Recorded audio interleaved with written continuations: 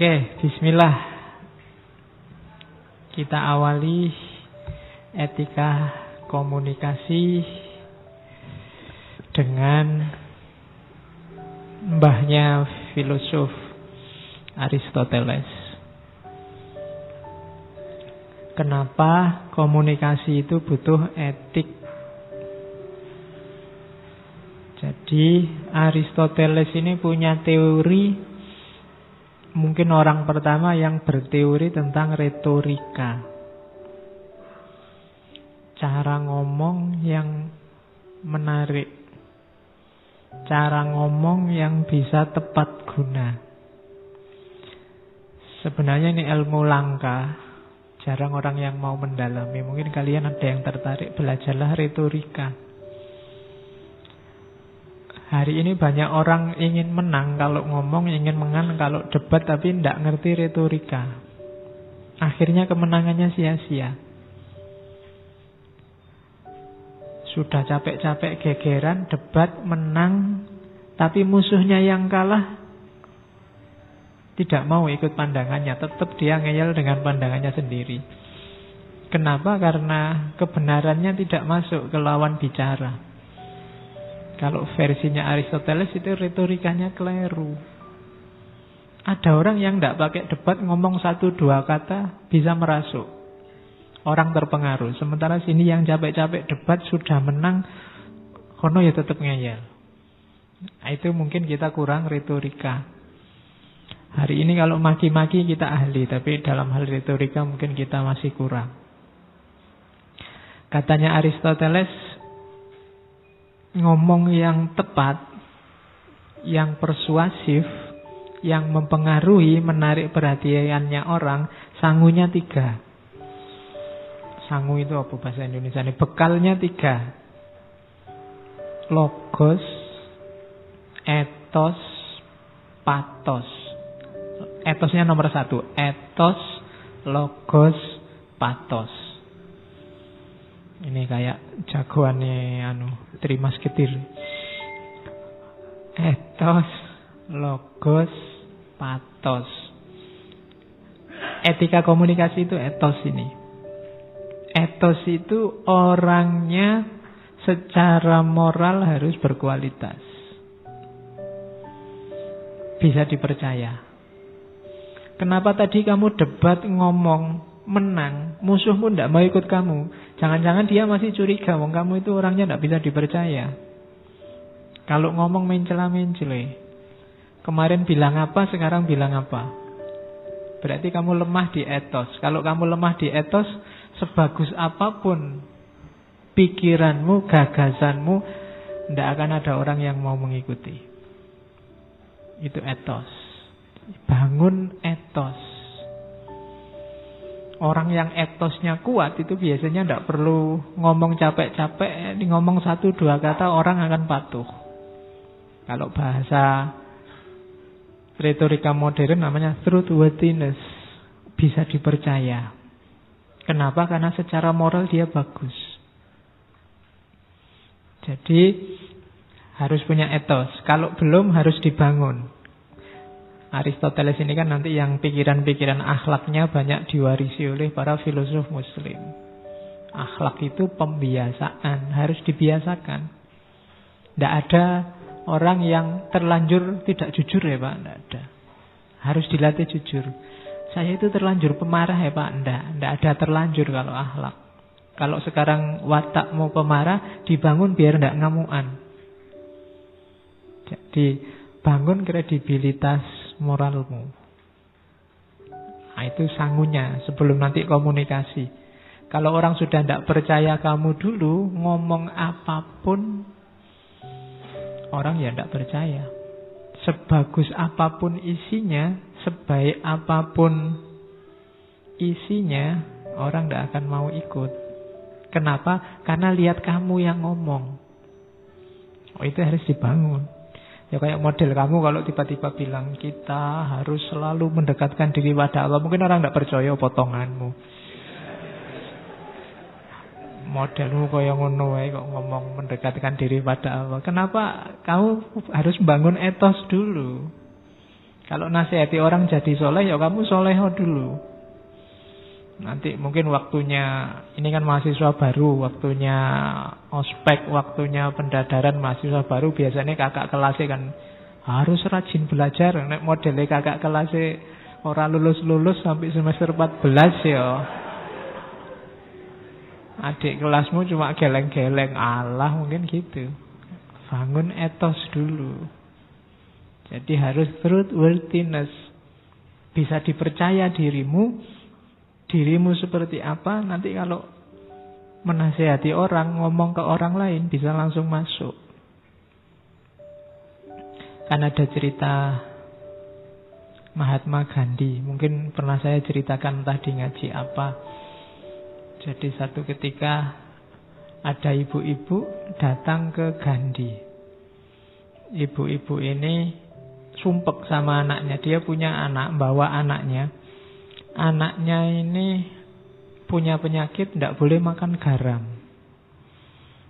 Dinasehati bolak-balik sama ibunya, tidak bisa. Pokoknya dia selalu pinginnya makan garam. Akhirnya dibawa ke Gandhi. Sama Gandhi, wah saya tidak bisa kalau nasihati sekarang, ibu pulang dulu, nanti kembali kira-kira 2 minggu lagi baru saya bisa nasihati. Akhirnya ditunggu 2 minggu, 2 minggu kemudian balik lagi ke Gandhi. Ini sudah 2 minggu Pak Gandhi, tolong anak saya dinasehati. Nasihatnya simple.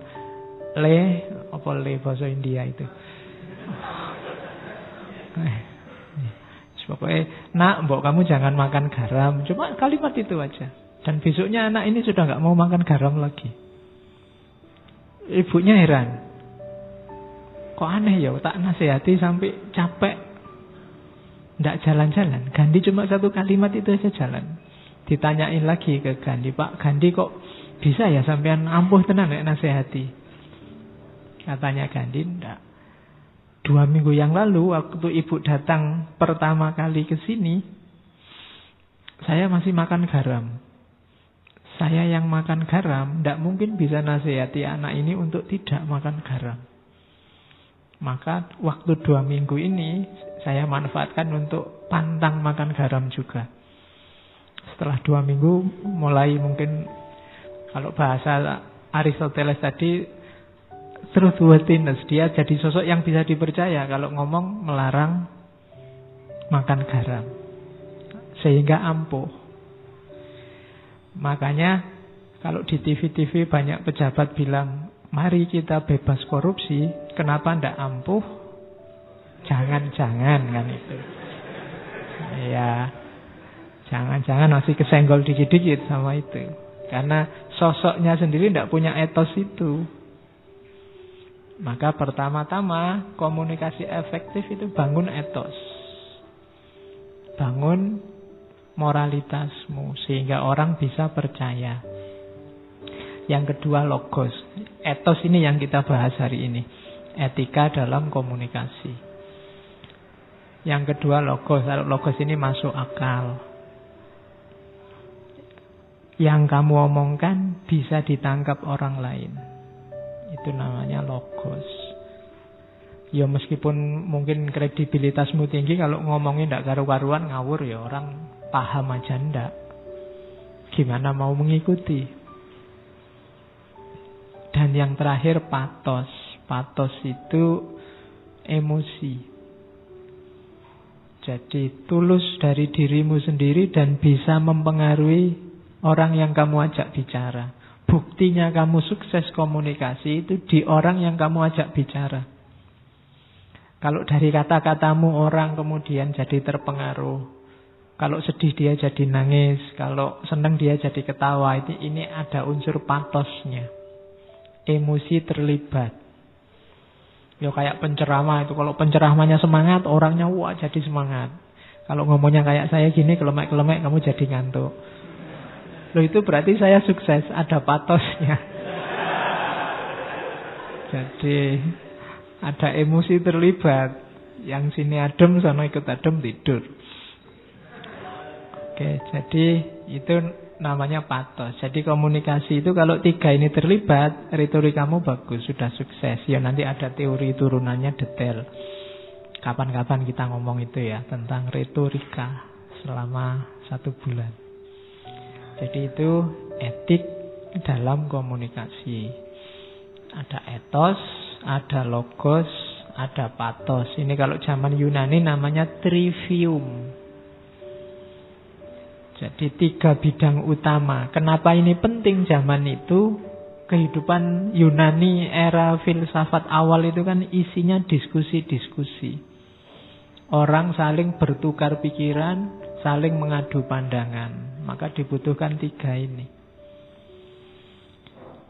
Oke, terus dari situ kita butuh etos, etika komunikasi. Definisinya itu kalau dalam bahasa Inggris. Kamu terjemah sendiri ya. The principle governing communication. Prinsip-prinsip yang mengatur komunikasi. The right and wrong aspect of it. Aspek benar dan salahnya komunikasi. The moral and immoral dimension relevant to interpersonal communication. Moral, dimensi moral dan immoral. Diingat-ingat yang belajar etika, moral itu lawannya immoral, bukan amoral. Awas keliru. Kalau ada mahasiswa dan mahasiswi kok masuk kamar mandinya masjid siang-siang berdua, itu immoral, bukan amoral. Kalau amoral itu perbuatan yang tidak berhubungan dengan moral.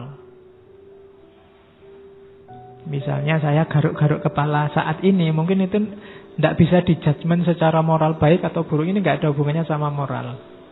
Tapi kalau saya meludah ke situ, ke karpet itu mungkin immoral. Jadi amoral itu tidak ada hubungannya sama moral.